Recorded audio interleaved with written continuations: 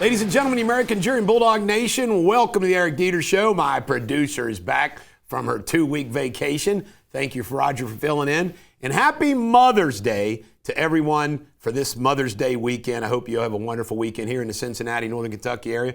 Looks like the weather's going to be great for us. In world news, we start with world news. Why? Because the big news. Pope Leo XIV. He is a Chicago-born. He went to college here, Villanova.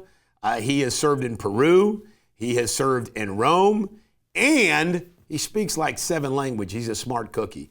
A lot of people think that he can be a bridge between both sections of the Catholic Church, both the conservative and the progressive. I want to make a comment, though. Always remember what Jesus said. Give to Caesar what is Caesar. Give to God what is God.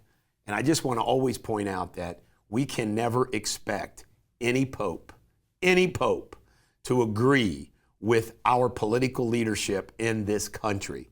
I also want to brag a little bit. I'm the one that said if these folks were smart, they'd elect an American pope to improve relations with the most powerful country in the world, especially one like President Trump.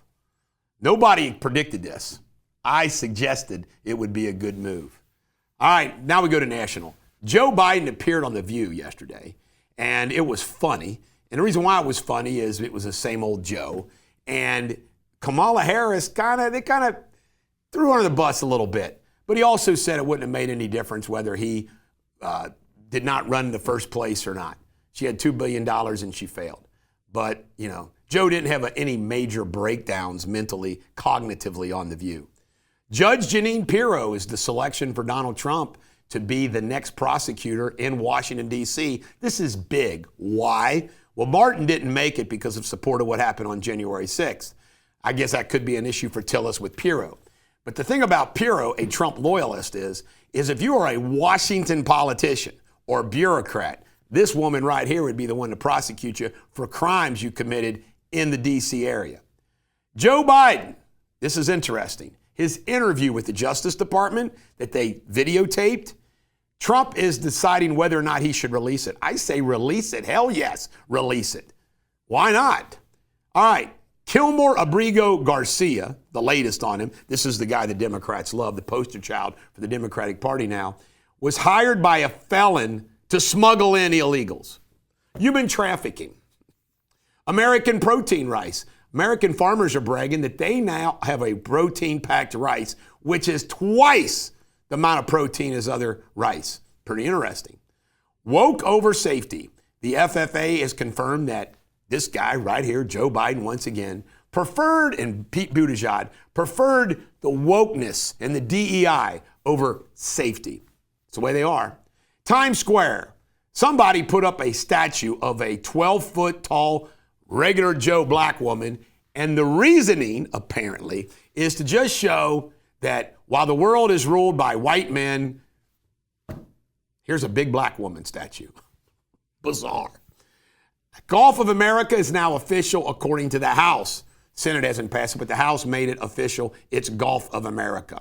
Latita James, she is now officially being criminally investigated for mortgage fraud. Boom. The Brooklyn College and Columbia had anti-Israeli, pro-Palestinian mobs. About 70 people have been suspended from Columbia for Columbia's takeover of the library. If you've seen the video, it's wild. FEMA, interim guy, canned Cameron Hamilton. Why? Because he was not consistent with what the administration was, which was in FEMA. You toe the line or you're out. That's your prerogative. In pop culture, the ACM Awards.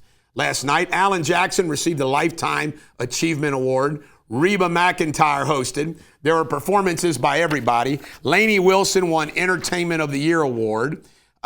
They had a Merle Haggard Okie from Muskogee with Reba McEntire. Clint Black did Glenn Campbell's Rhinestone Cowboy. Winona Judge, Why Not Me? They had all kinds of musical acts. But Lainey Wilson took home all the brass. All right, Sports Without Boundaries. The Pirates fired their coach, Derek Shelton. Like, that's going to make a difference. NHL playoffs. Capitals 3, Hurricanes 1. Oilers 5, Knights 4. In the NBA, Timberwolves came back 117, Warriors 93. Stephen Curry not playing for the Warriors. And your Shakespeare insult of the day is, do not be a pinch-spotted Ricky Putak. This is the Bulldog. Every dog has their day. Check out my local news.